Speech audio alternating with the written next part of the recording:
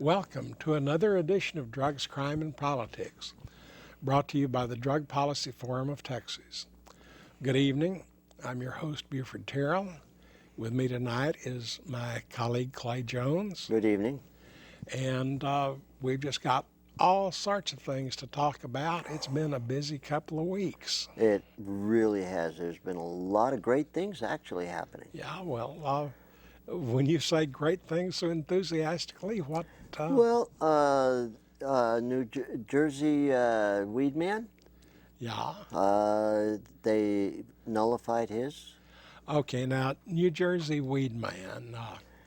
He was stopped for a traffic violation. But he is a very well-known marijuana activist on the East Coast. He's been active for several years. Yes. He changed his name to N.J. Weedman when he ran for political office once.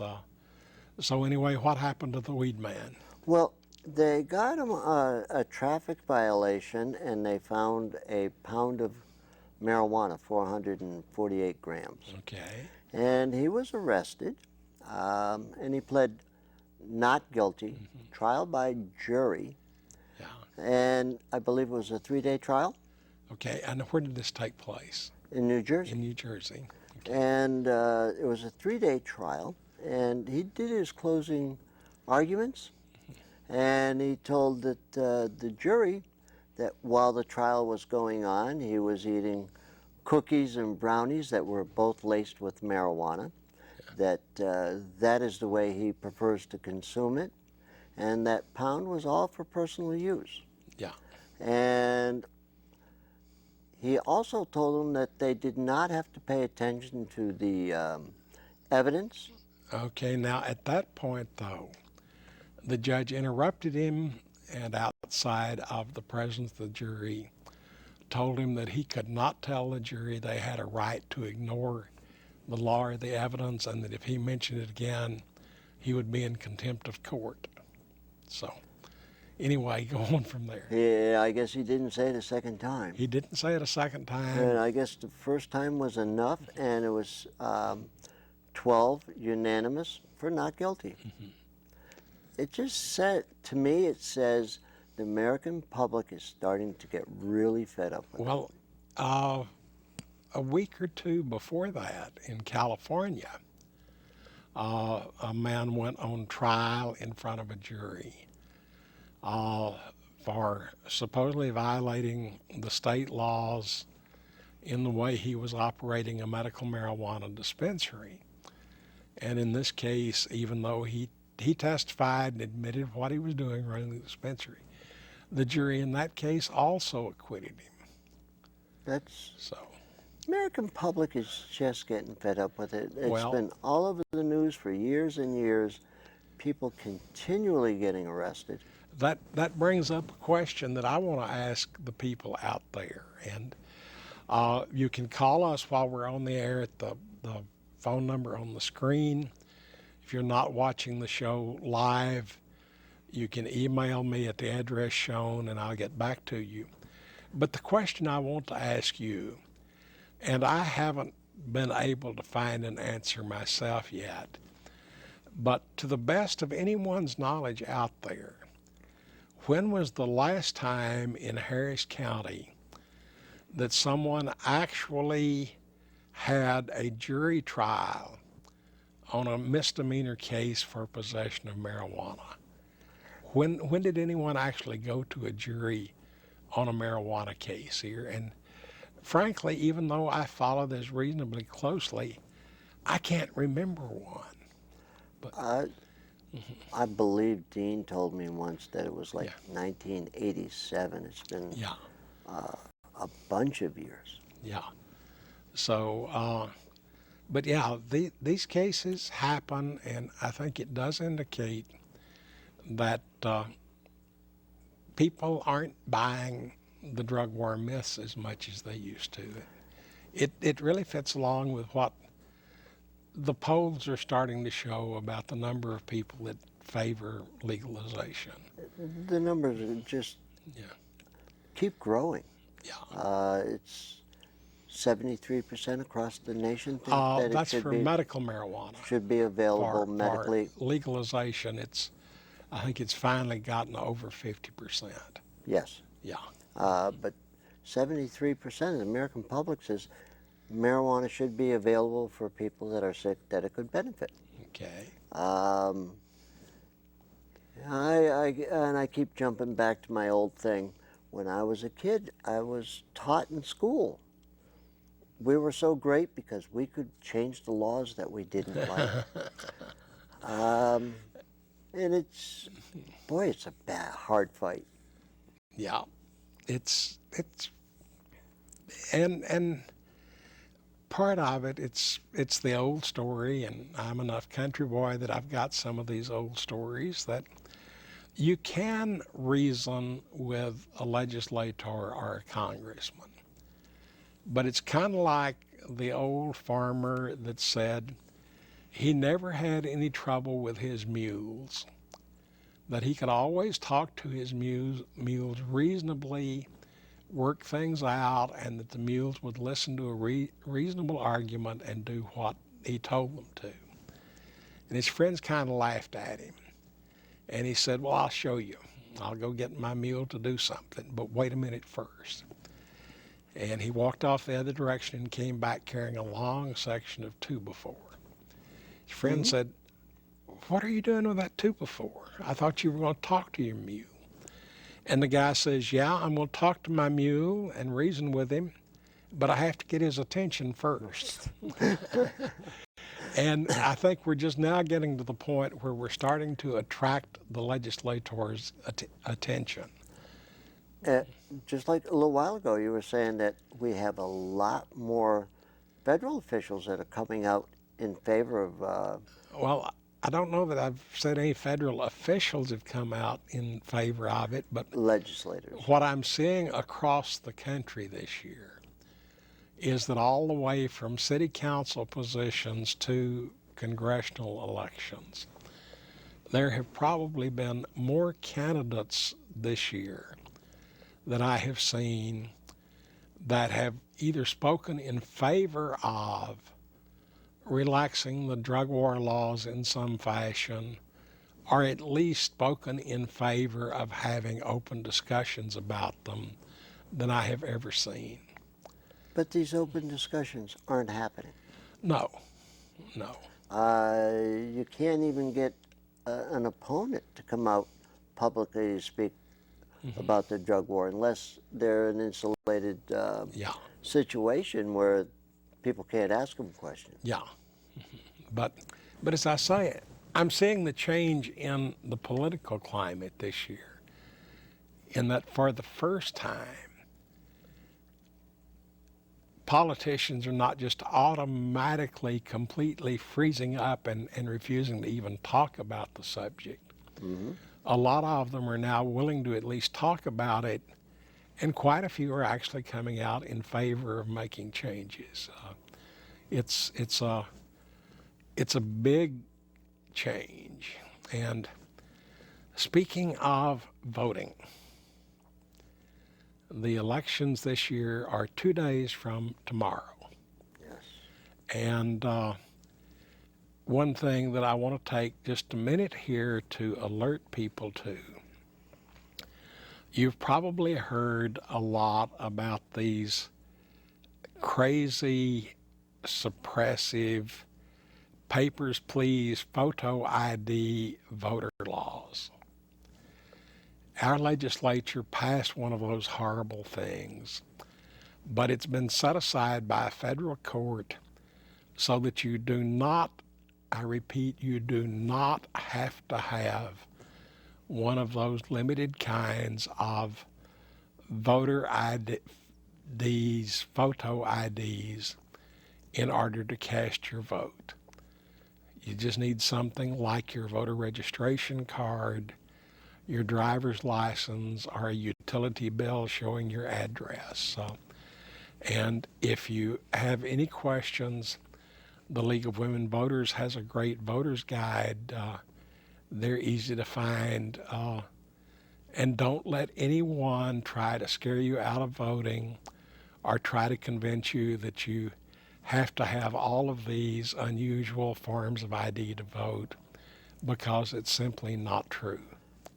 I, I was Friday at a Get Out the Vote rally over in Alief. Yeah.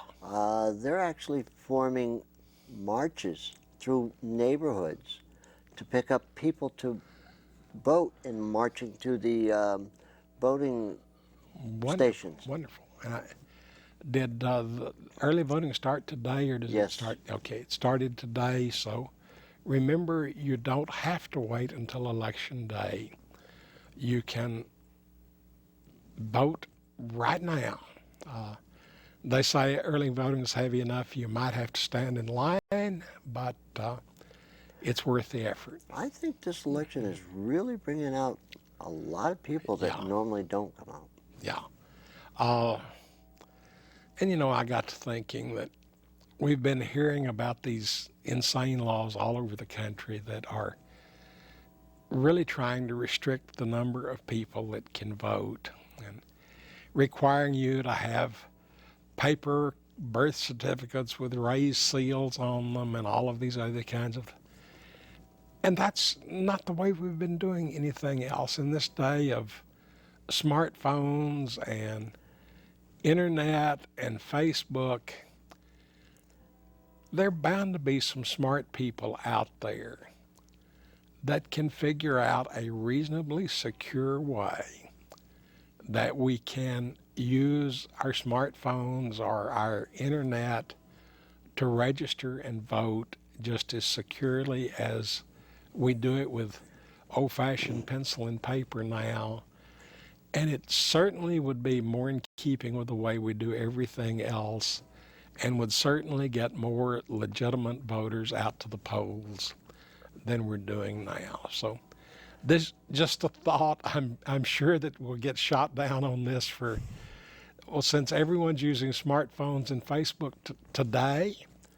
Oh, I would say by at least 2025 or 2030, we'll get around to being able to vote through our smartphones. Well, before we do that, we need to have that little recording device on every policeman's shoulder. Oh, that's the That's thing. That's the idea. thing I've been advocating for a while. And there was another example on the news today that showed a high-speed chase that ended up with a crash that killed a couple of people.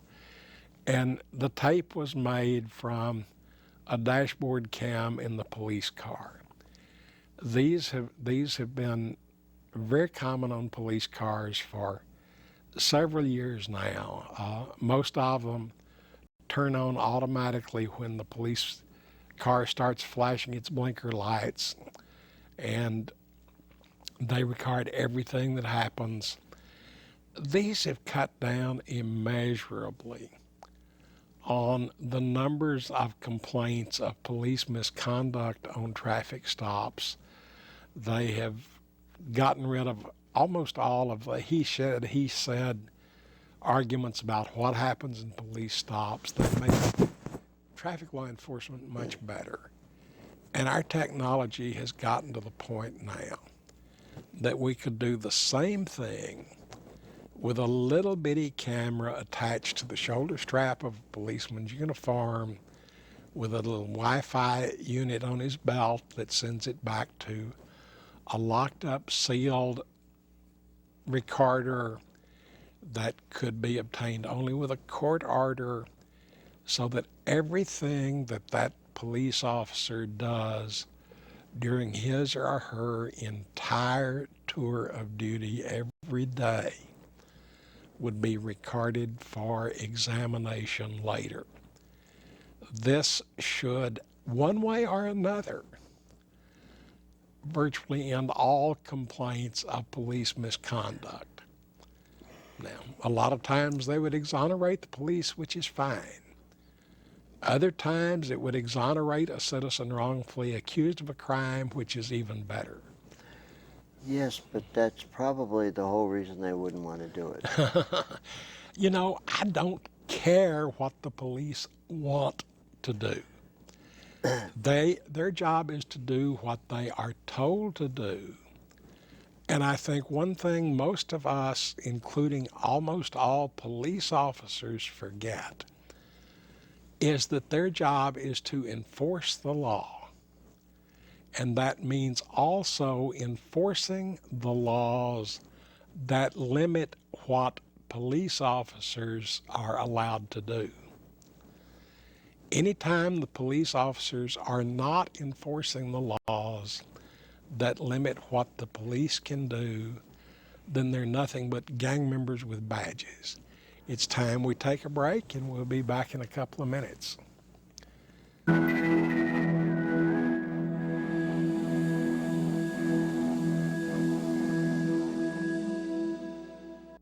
Hi, I'm Willie Nelson, and before becoming a famous country singer, I was a radio DJ in Portland, Oregon. I think marijuana needs to be legal for adults 21 and over and regulated like liquor. Regulating marijuana and hemp will create thousands of jobs from manufacturing to tourism. I support Measure 80 because it just makes sense.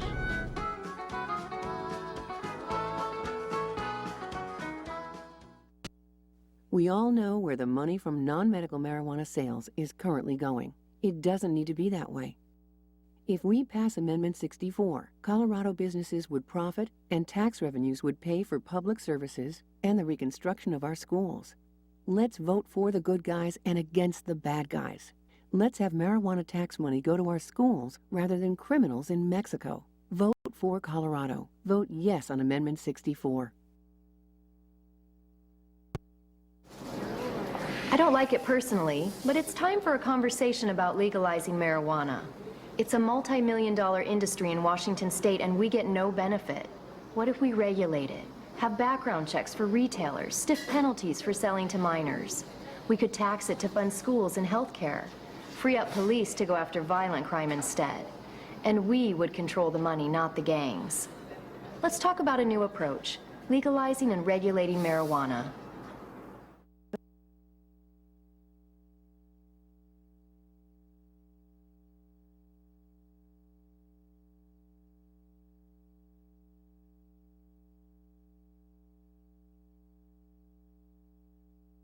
Hi, I'm Ethan Nadelman, the founder and executive director of the Drug Policy Alliance. You're watching Drugs, Crimes, and Politics. Hope you enjoy it. States. Yeah, we're back. What you were seeing there were some public service announcements from around the country, because this election year nationwide has several rather interesting ballot propositions across the country. 3 states, Colorado, Washington, and Oregon, all have ballot referenda that would remove all state penalties from possession and use of marijuana by adults. Massachusetts has a non-binding opinion referendum requesting the legislature to pass a law allowing medical marijuana. Arkansas has a ballot initiative that will legitimate medical marijuana in Arkansas. And as the Arkansasians point out, they would be the first southern state. Mm-hmm. And Montana has a very, very confused state initiative on the ballot. They passed a medical marijuana initiative several years ago. The state legislature came back and passed a statute that, in effect, virtually overruled the public initiative. And then this new initiative is whether or not that state statute should be set aside, bringing the old initiative back in full force. And frankly, the whole situation there is so confused, I'm not sure anyone understands it. They had their dispensaries all picked out. They had the people lined up. They had they had to grow 70% of their product. And shortly after they opened, they came and busted all of them. Well, what happened was the same election that passed that referendum also installed an extremely large, ultra conservative Republican majority in both houses of the state legislature and the governorship, and they have worked unceasingly ever since then to try to undo what the people have done. So it's a strange situation, and it's limited to that state, and I'm not sure there's any way they can get it untangled. I mean, they're sending people to federal prison. They're Yeah. going to prison. One man died in Las Vegas. He was in prison for only a couple of months. Yeah.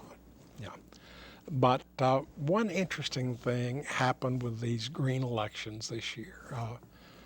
And I put on my Karnak turban Okay. and see what's in the envelope. And I think that without a doubt, in Massachusetts, the preference referendum on medical marijuana will pass easily. And since the state decriminalized possession, one of the most sweeping decriminalizations in the country just a few years ago, it's fairly certain the legislature will follow what the referendum says. I'm reasonably certain that Colorado's constitutional amendment to legalize within the state will pass, and there's a good chance that the Washington one will. Yes. Anyway, that's my best guess. Arkansas is the wild card in this. For one thing, as they're clear to point out, they're the first southern state. One anti-medical marijuana TV ad was run that created a stir because Montel Williams, the TV talk show host who uses medical marijuana for MS, came out and declared that this particular ad was overtly and objectionably racist. And from what I've heard about it, he's quite possibly right. And in more than most of the elections I've seen, a lot of the opposition to it seems to be church-based, more so than in most other places. But you know, just like the United Methodist Church, they have a position on medical marijuana, and they're behind it, but they're not. Well, yeah, but they're at least behind it. More of the more fundamentalist Christian sects, the so-called religious right, are some of the most adamant, hardcore pro-drug war groups in this country. And they're the ones apparently that are coming to the fore in Arkansas. And we thought Muslims were supposed to be bad. We've got the same problem right here with Christians. Well, a religious fanatic of any religion is a hazard to civilization. Yes. Now, there was one interesting twist to the election this year, in that last night CBS on 60 Minutes did a fairly long piece about the medical marijuana industry in Colorado. Yes. They went in to a fairly lengthy discussion of how the dispensaries work, what the product is, some of the money. But to me, there were two very interesting things about the show. The first was they interviewed the district attorney of Denver, and he basically told them, it's clear to me that the people of Denver do not want me prosecuting marijuana cases. And then they interviewed a deputy United States Attorney General and asked him about the state medical marijuana laws like the ones currently in operation in Colorado. He said that the Department of Justice position on these was that their first priority was to protect children from drugs, Their second priority was to break up major large-scale drug dealing organizations, and their third priority was to go after organized crime, especially violent gangs. That is really pretty much a major break from what past Justice Department officials have said over the years. Yep. You want to add anything to this before we go into another break? Well, covered it pretty good. Okay. Well, okay, maybe we won't take a break for another minute or two. Okay. Okay. Continue on that with Colorado. Okay. As I say, there's one other thing I found of interest in this. In connection with the Colorado election, I was reading one column from a major Colorado newspaper, and they started out their story by telling the tale of two people who got arrested each for having one marijuana cigarette in Colorado. They each were sent to federal prisons for multiple year sentences. But this happened in 1938, the year after the federal marijuana law went into effect. Yet now their district attorney is saying, the people don't want me prosecuting marijuana cases. There has been a massive change in attitude when it comes down to that. Mm-hmm. So, and I might also add that Colorado was probably the first state in the Union to have a state anti-marijuana law. And they passed their anti-marijuana statute in the mid-1920s, making it a state crime to possess marijuana. And they did it, if you can believe the newspaper accounts at the time, because those violent, crazy Mexican agricultural workers would go crazy smoking that loco weed of theirs and rape white women, and that law was passed specifically against them, which ties into the Montana Williams claim that the ads showing drug dealers with guns, it was done in a way that was vehemently racist in trying to keep marijuana prohibition going in Arkansas. Yep. What was I going to say?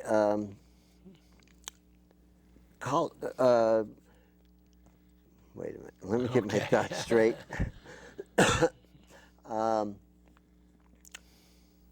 California is having the same problem about prosecutions, but with the three-strike law. Yeah. They've got people that have been in jail for a minor offense because it was their third offense. Yeah. For 12 years, costing the state hundreds of thousands of dollars. They estimate this one woman who got arrested for a minor charge ended up costing the state $700,000 already. Well, Texas also has, we don't call it a third strike law, but it's an habitual criminal act where someone who is convicted of a third felony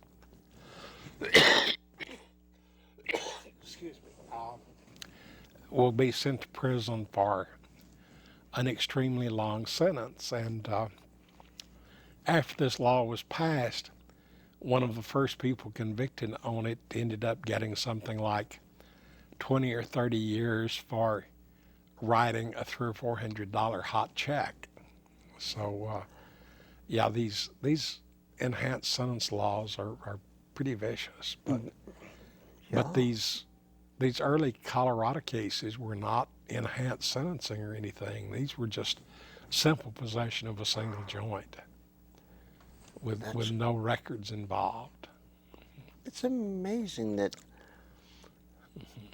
our law enforcement is willing to spend that kind of money on next to nothing?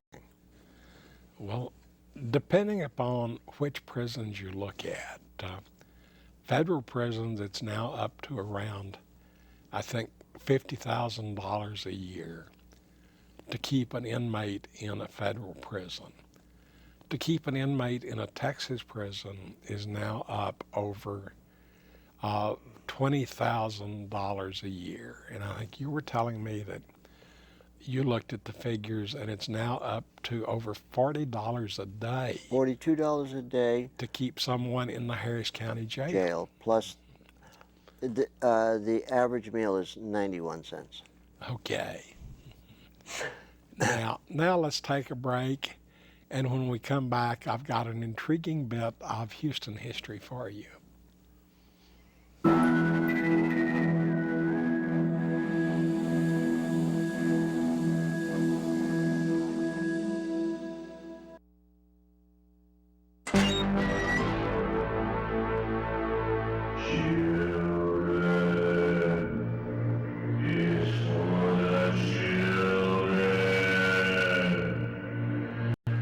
Kickback Zombie, a study by the Center on Addiction and Substance Abuse said that teens found it easier to buy marijuana than beer.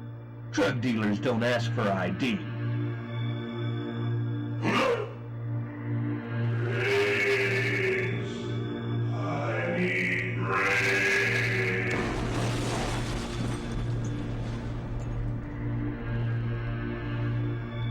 It's time to play Name That Drug by its side effects. Unexplained rapid weight gain, trouble breathing, unusual fatigue, fast pounding heartbeat, changes in menstrual cycles, dark urine, persistent nausea, vomiting, chills, cold sweat, dizziness, drowsiness, shaking, and confusion, and fruity breath odor.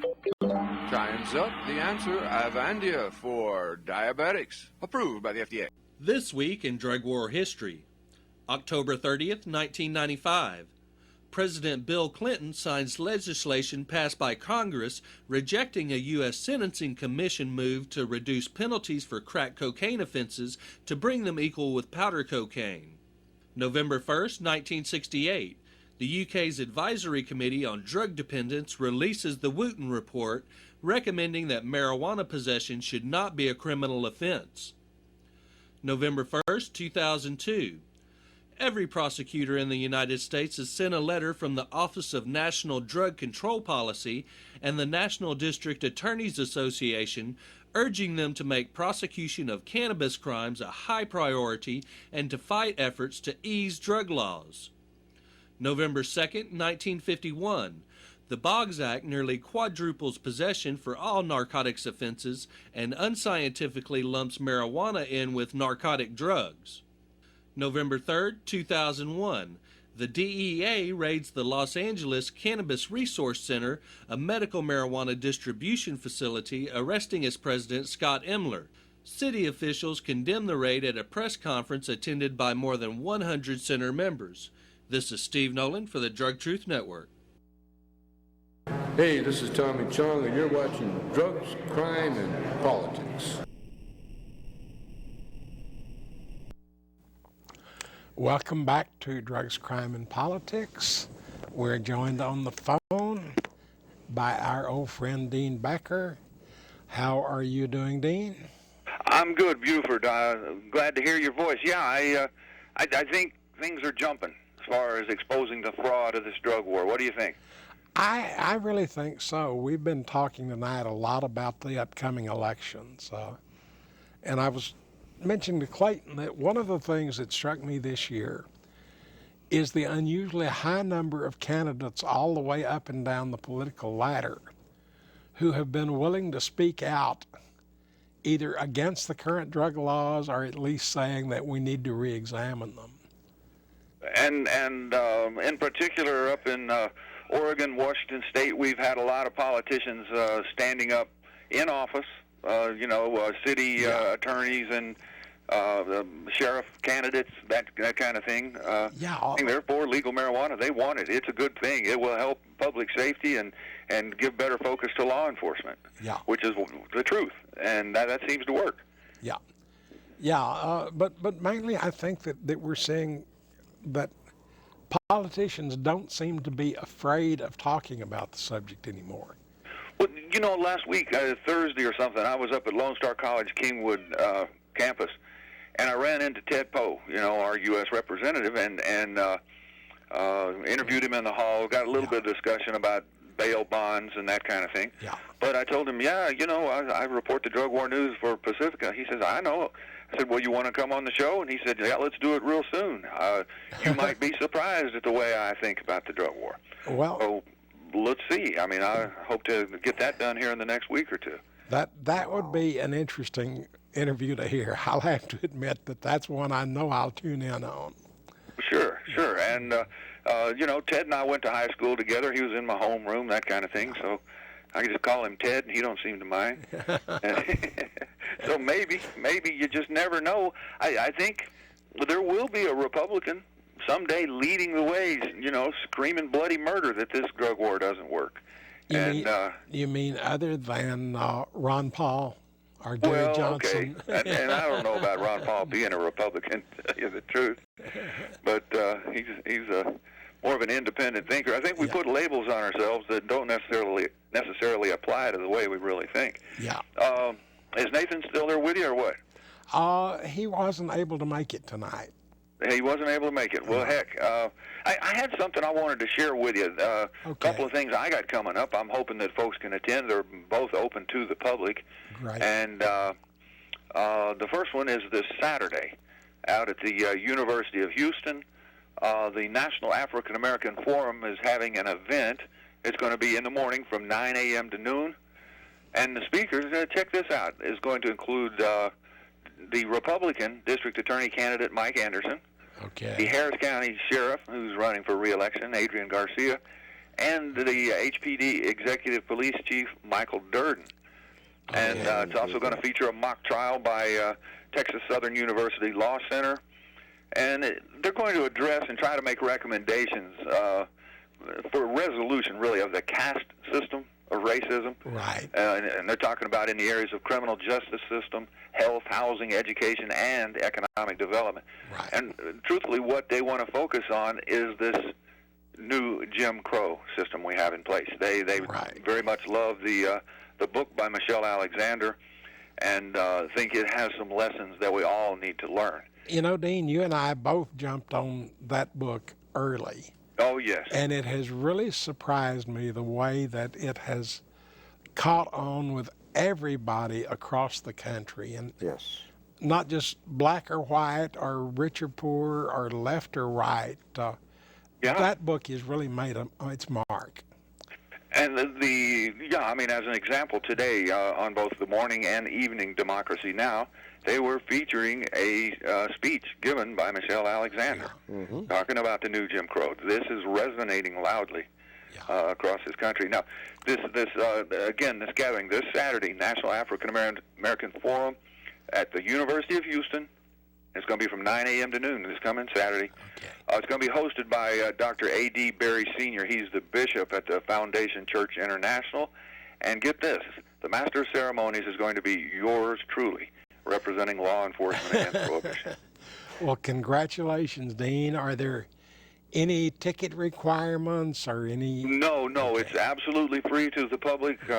Admittance is free. They're actually going to serve a complimentary continental breakfast for those that show up. And I think it's a day when we can begin talking about this new Jim Crow, because certainly these politicians knew what this was about before they accepted the invitation. Well, and like we were talking about, people are beginning to find ways to open up this dialogue, which is a good thing. Yeah, if you get a chance with Anderson there, look at the transcript from that 60 Minutes program last night and ask him what he thinks about the Denver DA's statement that the Denver population don't want him prosecuting marijuana cases. Well, I find it, I don't know, entertaining to hear those kinds of thoughts coming from DAs, because that's the truth. Like those sheriff's candidates, it will allow our police officers to focus on more violent and I think it would be crime. even more entertaining to listen to Anderson try to squirm around it. Well, yeah, he's the guy who wants to undo Lycos's take on the under a gram, Right. Or under 100th of a gram, wasn't it? Yeah. Her trace Amounts of cocaine. Yeah. Yeah. He wants to start filling them buses and shipping them to Louisiana. Oh, he's really old school, hardcore. Take it back to Johnny Holmes. Yeah. So. Oh, I want to ask him. Was it Johnny Holmes and then Rosenthal, right? Yeah. Yeah, kind of two peas in a pod, really. But well, no. No. Johnny Holmes was the pod, and Rosenthal was the dried up shriveled little pea trying to rattle around in it. Yeah, that's right.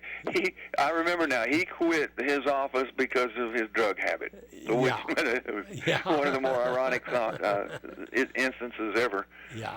But I was going to say, and this coming Monday, what would that be? The 29th.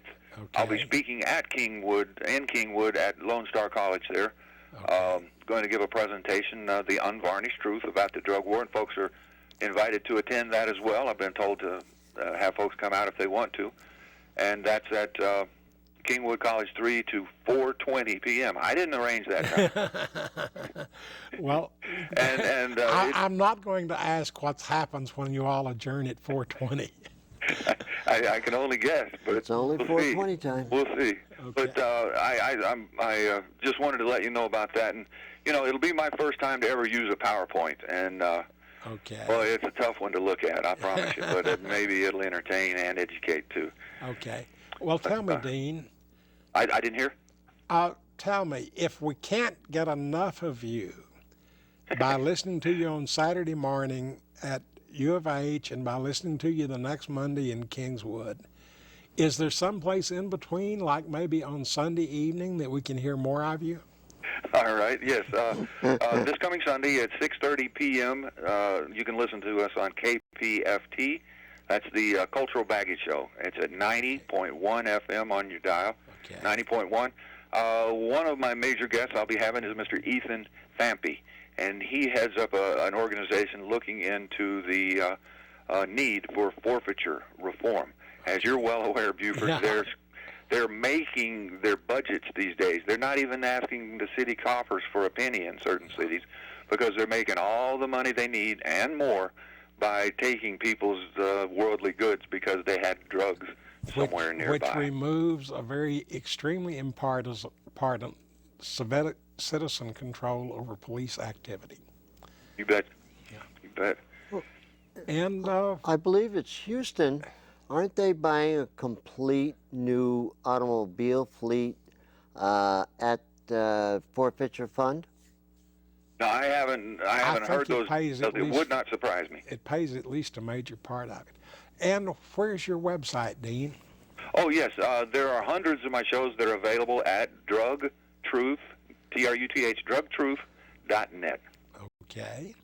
And thank you for joining us and stopping in, and we look forward to your many and varied activities, and we now say that you extend all the way across the country. I'm trying. I'm trying. Anyway, guys, thank you for this opportunity. Okay, thank you, Dean. All right, bye-bye. Okay, so... He's always got a lot of good talk about. Yeah, he's become a real leader in this effort. He's gone, really the work he's done with things like these two programs and his participation in the Caravan for Truth, he's become a very impressive reformer. Yes, and he does those 420 Drug War News segments every day. Yeah. He's always right on the mark on what's happening pertinent to what's going on. Okay. Well, now I'm going to reveal my inner geek. I've already given you one strange little historic tidbit with Colorado marijuana bust in 1938, but now I got to go all the way back to 1910 in Houston.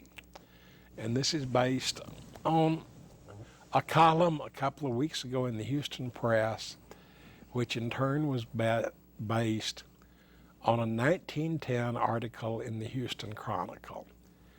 And the real gist of this Chronicle article was about the houses of prostitution on the edges of Houston and the opium use that took place in these. Now, most of you probably don't realize this, but in 1910 in Texas and in Houston, prostitution was legal. It was illegal to maintain or keep a house of prostitution or bawdy house, but prostitution itself was legal.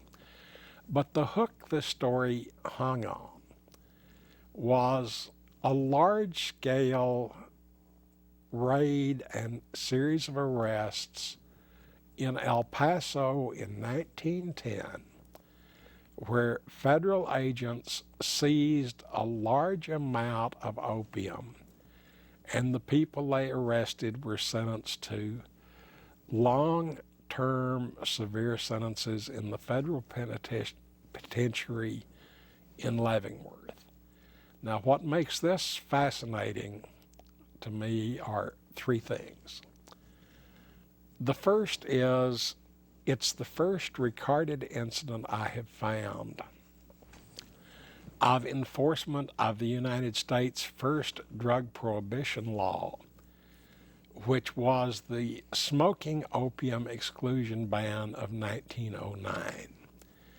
And this ban made it illegal to import smoking opium or possess smoking opium in the United States. And just like I mentioned with the Colorado marijuana law, it was very racist.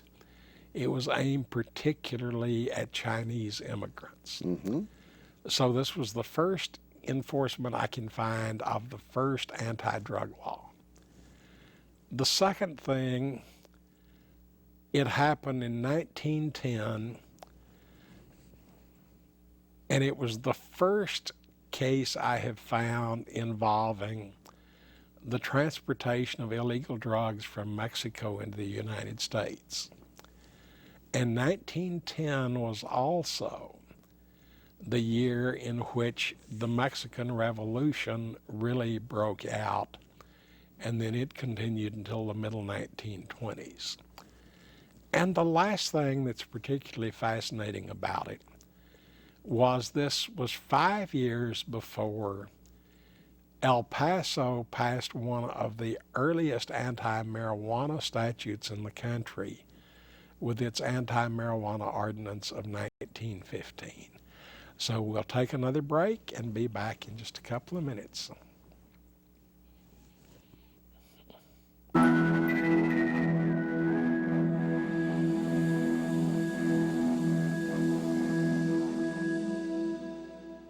The whole idea of a drug-free America and zero tolerance really doesn't make much sense, does it? So it does make sense, however, to find ways to reduce the harms associated with drugs. And that's what I want to talk about. To start thinking about whether it is really laws that make the difference on whether people use drugs or not. Al Capone didn't shoot people because he was intoxicated. Right, exactly. Those people are not fighting over drugs, they're fighting over money. Drug laws have no basis in science. Drug laws are based on politics and money. So there's this unholy symbiosis between, on the one hand, those who are selling illegal drugs, the drug lords, if you will, and on the other side, the drug warriors. War on drugs isn't working, and that, if anything, it's just making what we call the drug problem a lot worse.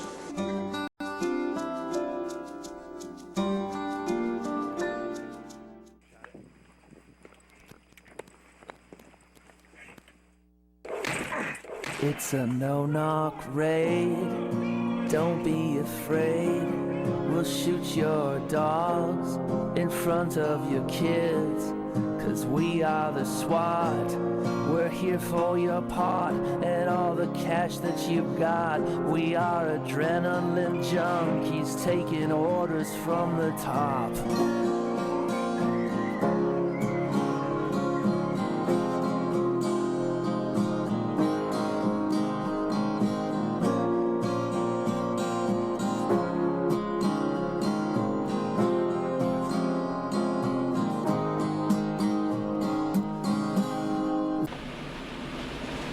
Good evening. You're watching Drugs, Crime, and Politics on Houston Media Source.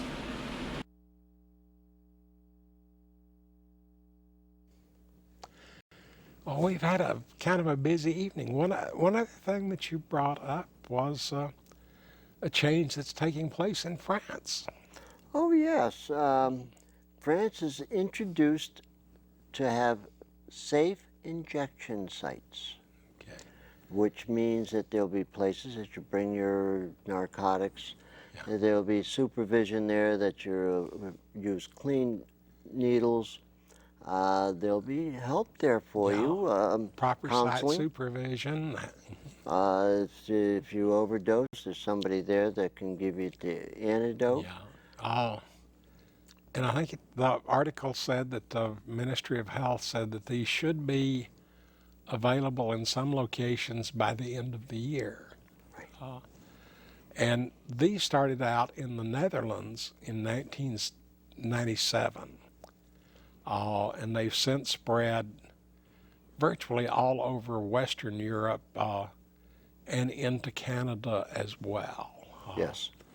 So far, attempts to introduce them into the United States have met, unfortunately, with a lot of political and law enforcement opposition to it. But they have dramatically cut down ill health consequences of intravenous drug use in the places that they've been tried.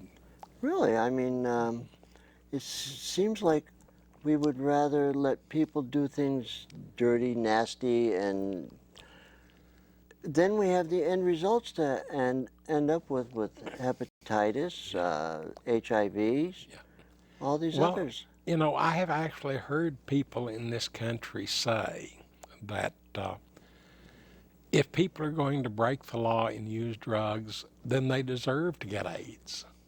That's just part of the price of breaking the law. So do I have to, do I deserve paying for their treatment for the rest of their life? Well, you know, they normally don't get into that. But especially in the case of bloodborne diseases like HIV, AIDS, and hepatitis, safe injection sites dramatically cut down the number of infections. Yep. And what most people don't realize, and this has been proven both with safe injection sites and with sterile syringe exchanges that we do have in this country, it's not so much that you're worried about the intravenous drug user getting the infection as much as you worry about the people to whom he in turn can pass it. His wife, his children, members of his family.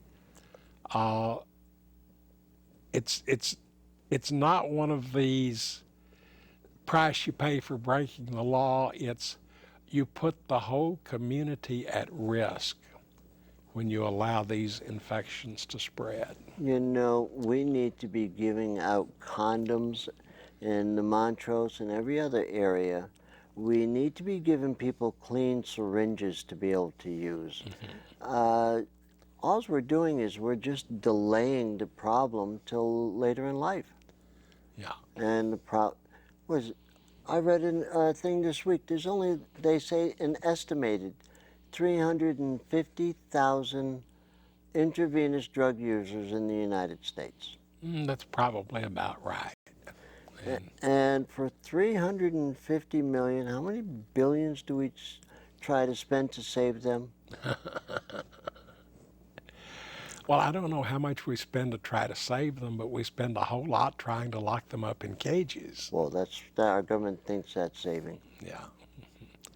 Well, do you have any last comments? No, I just say to everybody that all these initiatives that are happening everywhere needs your support.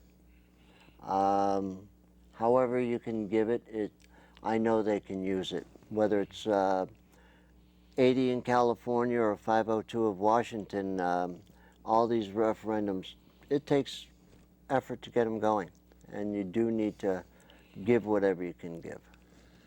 Okay, and I would like to say that the election will have occurred before we see you again. We ought to have a lot to talk about in terms of the outcomes, both locally and nationally. But the main thing to remember is it's your vote. It's your right.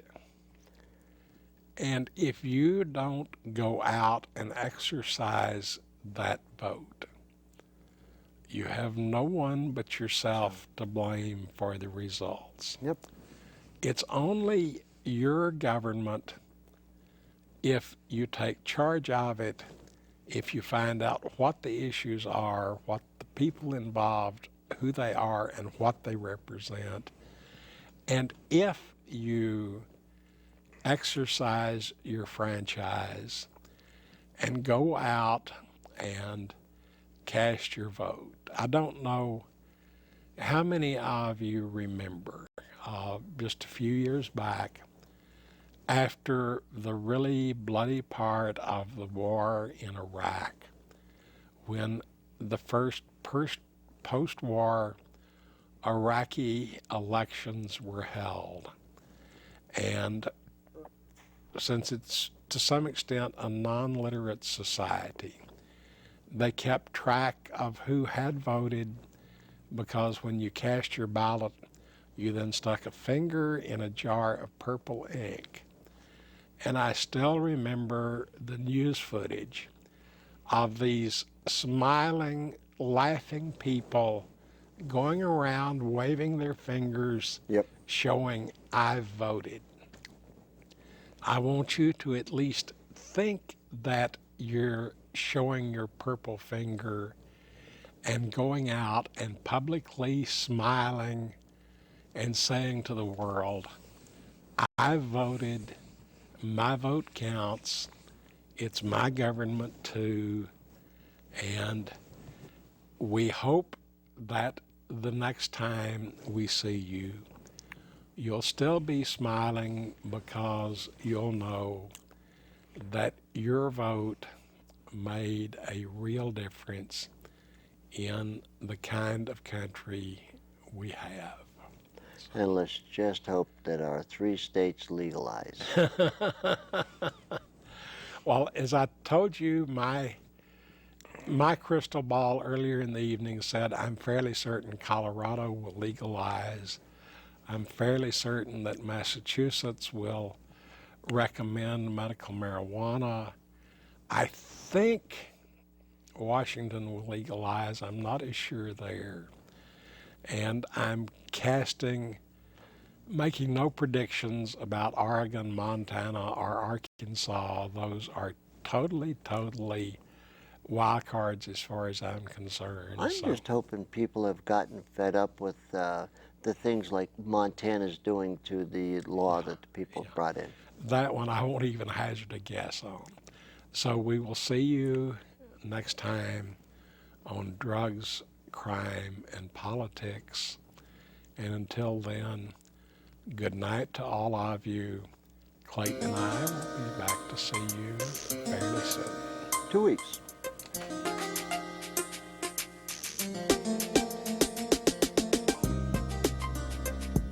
We have these private prisons that have now hired lobbyists to go get minimum mandatory review. I began to understand that the 17 or the 19-year-old kid I had in the backseat of my police car was not a criminal at all. Remove the profit motive. If you remove the profit motive, you can do away with almost all these problems. And how do you do that? Simple. You end prohibition, which can only mean one thing. Legalize drugs. Legalize all drugs. If we really want to improve our urban neighborhoods, the most important thing that we could do, the single most important thing that we could do, is end the war on drugs.